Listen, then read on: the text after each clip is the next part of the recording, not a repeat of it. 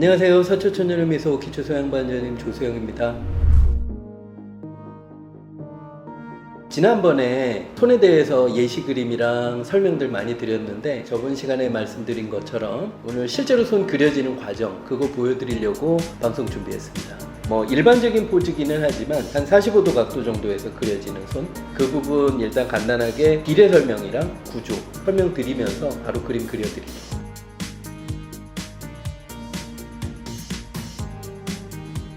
일단 손은 이거를 그릴 때 포즈를 선정을 할 때 가급적이면은 단면을 그리는 거는 별로 좋지 않아요. 이 단면을 그리게 되면 이 손가락 한 마디에 면이 요렇게 생기거든요. 요런 식으로 생기니까 여기다가 구조를 아무리 그려도 입체감이 잘 안 나와요. 이런 부분은 요런 각도가 아니라 요 정도 각도로 보일 수 있게끔 그려줘야 그림 전체의 공간감도 나오고 그리고 그리기도 더 쉬워요. 일단 손을 그릴 때 아이들이 제일 많이 틀리는 부분이 손가락 부분보다 이 손등이랑 이 부분 연결되는 부분을 조금 소홀하게 생각하는 경우가 많아요. 그러니까 여기의 비례는 기본적으로 이렇게 생긴 구조와 뼈가 있는 이 구조가 있는데 이 구조랑 이 구조의 길이는 손가락 끝까지 길이랑 같아요. 일단은 그 부분을 어느 정도 기억을 하고 이 부분이 너무 짧아지지 않게 그리고 너무 길어지지 않게 적당하게 그 비례는 잘 체크를 해주면 좋겠어요. 그 스케치를 할 때는 가급적이면 너무 딱딱한 선 말고 그냥 보고 그대로 그리듯이 그냥 선을 조금 더 자유롭게 쓰면서 그대로 옮겨 그리는 게 제일 좋은 것 같아요. 일단 제일 필요하다고 생각이 되어지는 부분은 계속 무언가를 하고 있는 아이가 결국은 그림을 잘 그리는 거예요. 그냥 쥐어지는 재료로 그냥 계속 생각하는 거. 물결을 그린다거나 구체적으로 옆에 지우개가 있으면 지우개를 그린다거나 무엇이든 간에 계속 그리는 아이. 그러는 아이가 결국은 좋은 아이디어를 냈을 때 그거를 제일 잘 보여준다고 생각을 해요. 선생님이 여기 지금 하는 걸 보면 알겠지만 이 손가락이라든가 이 면이 돌아가는 각도대로 선을 쓰거든요. 연필선은 참 이게 인내가 필요해요. 천천히 그어요, 생각보다. 선생님도 시범할 때 참 많이 느끼거든요. 아이들 빨리 가르쳐주고 빨리 알려주고 빨리 또 시키고 싶어서 조금 급하게 시범을 하면 색감이 안 올라가요. 속도감 있는 선을 사용하라고 주문하시는 분들이 꽤 있었거든요. 그 실장님 나이가 몇인데 그런 수업을 받았어요? 저는 옛날에는 그림을 2절에 4시간, 정확하게 3시간이었나? 그렇게 해서 한 장을 그렸거든요. 그러니까 긴 선도 되게 많이 필요했고 근데 지금은 시험장에서 그림을 그릴 때 크기들이 그렇게 크지 않거든요. 꽉 채워서 그리는 것도 아니고 성급하게 그리는 것보다는 무조건 천천히 그리는 게 훨씬 더 도움이 돼요. 까는 작업이 아니라 그리는 작업을 바로 하면 그림이 조금 얇아도 어느 정도만 해놔도 돼 보여요. 손톱에 있는 이 손끝에 손톱에 있는 부분 그릴 때 대부분 이거를 구조로 이해를 하려고 하는데 그냥 손톱은 그냥 손톱을 다 그려버리면 돼요. 색깔을 이렇게 따로따로 칠한다고 생각을 해요. 손톱이랑 손은 실제로 같이 붙어 있는 아이가 아니니까 따로 붙인 것 같은 느낌이잖아요. 그런 부분에는 전부 다 손바닥 그릴 때 이런 주름 얘기한 것처럼 손톱 있는 부분도 경계 부분은 무조건 약간 찍어주는 거죠. 팔로 이렇게 꽉 잘리는 듯한 그런 묘사가 들어간 학생들이 꽤 많이 보였는데 네. 그런 묘사들에서 피하려면 어떻게 하는 방법이 있을까요? 그건 선을 긋는 느낌의 차이인 것 같은데 이 선이라고 하는 게 이렇게 세워서 긁어주는 느낌처럼 그어주는 선이 있고 이런 거는 우리가 보통 볼펜 같은 걸 쓰면은 이런 선이 많이 나오죠. 연필은 이런 선을 쓰는 게 아니라 약간 눌러서 쓰는 스타일이거든요. 긁지 말고 조금 더 눌러준다라는 느낌으로 선을 그으면 조금 더 부드러워져. 똑같은 걸 표현을 해도 훨씬 더 자연스러워질 거예요. 연필 이렇게 긋다가 보면 이렇게 납작한 부분이 생기잖아요. 이런 부분으로 조금 더 눌러주는 작업이 꼭 있어야 돼요. 천천히 좀 이렇게 종이에 밀착시켜주는 느낌? 실제로 이 사람 손이 여기 마디 부분이 특별히 더 진하다고 느끼진 않거든요. 그림을 그릴 때는 약간 진하게 하는 게 보기가 예뻐요. 주름이 있는 이 부분, 꺾이는 관절이 있는 부분을 다른 데보다는 약간은 더 진하게 일단 깔아놓고 시작을 해요. 그리고 자연스럽게 있는 주름을 이 주름은 사람마다 다른 거 다 알죠. 발라도 돼요. 하지만 되게 중요한 건 약간 번데기 모양으로 요 한쪽으로 모여야 돼요.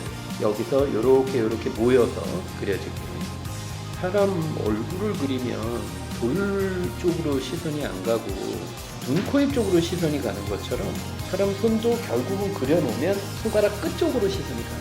그러니까 그쪽은 초반부터 그냥 바로 그려버려요.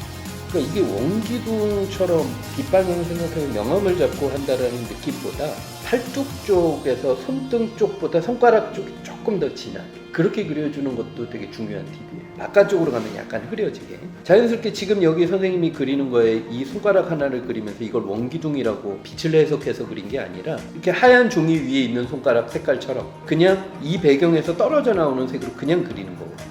여기가 크고 여기가 크고 여기 조금 가늘거든요. 이 부분이. 그래서 면이 이런 식으로 돼요. 이렇게.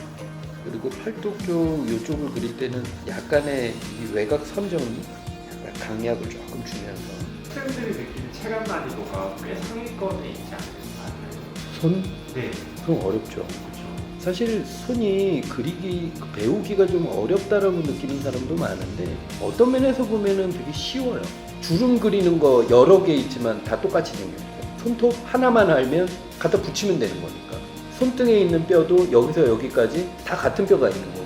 손가락 하나만 잘 그릴 수 있으면 손가락 형태만 뜨고 그 위에다 반복해서 그리기만 하면 돼요. 그렇게 어려운 소재는 아니다 하는 생각이 또 들어요. 이런 부분들을 그리는 팁이라 그러면 얘가 이렇게 넘어갔다가 다시 이렇게 밝아지거든요.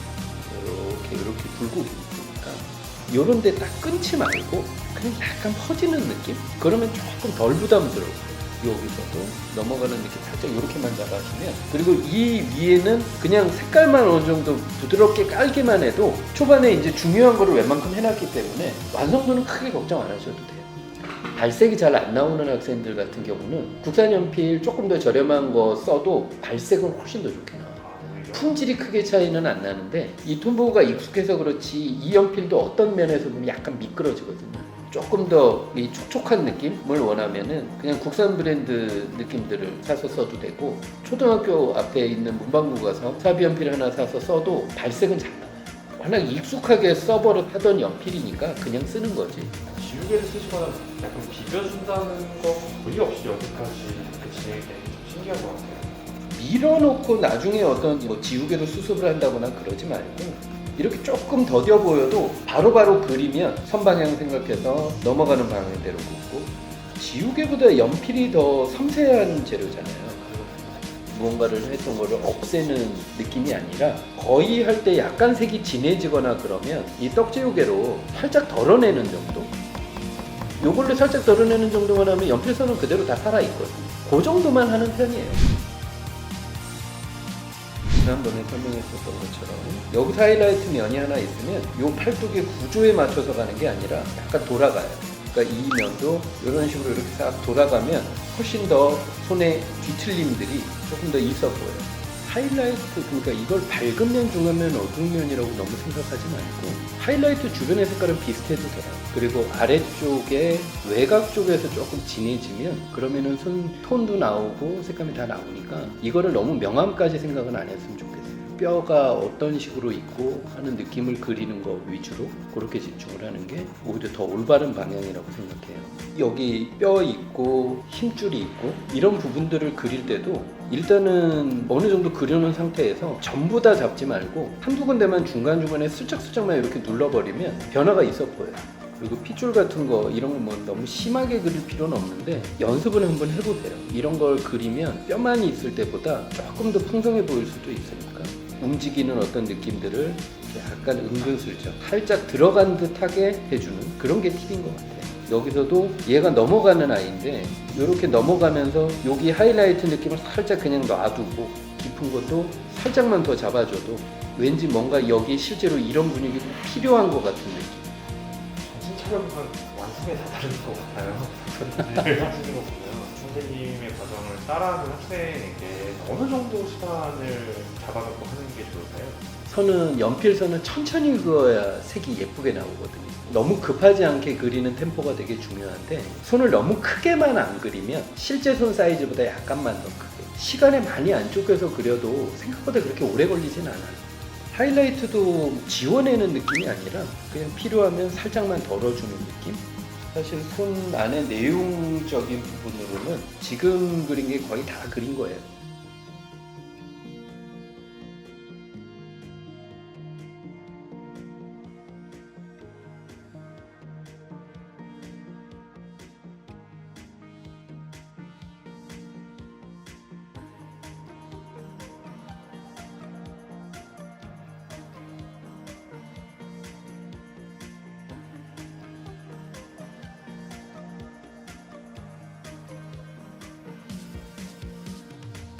누구나 사람 얼굴 다 다르게 생긴 것처럼 손도 조금씩 다르게 생겼거든요. 기본적인 골격이나 비례라든가 이런 부분들도 큰 어떤 기준이 있는 거지, 이 손끝 마디가 약간 더 길다고 해서 이게 형태가 틀린 건 아니잖아요. 형태가 약간 어색한 거, 그러니까 가장 기본적인 비례가 틀리는 거는 조금 주의를 해야겠지만, 자기가 그림을 그리는 부분들에서 고민은 많이 안 했으면 좋겠어요. 약간 틀려도 돼요. 크게 상관없어요. 본인이 집중해서 튀어나오게 하고 싶은 부분을 디테일하게 만져주면 무조건 튀어나와요. 그 부분은.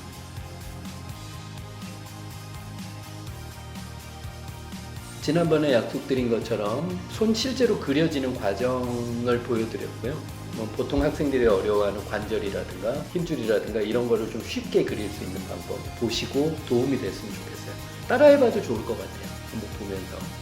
혹시 궁금하신 부분이 있으시면 댓글을 남겨주시거나 인스타그램 공식 계정에 DM 보내주시면 빠른 답장 남겨드리겠습니다. 감사합니다.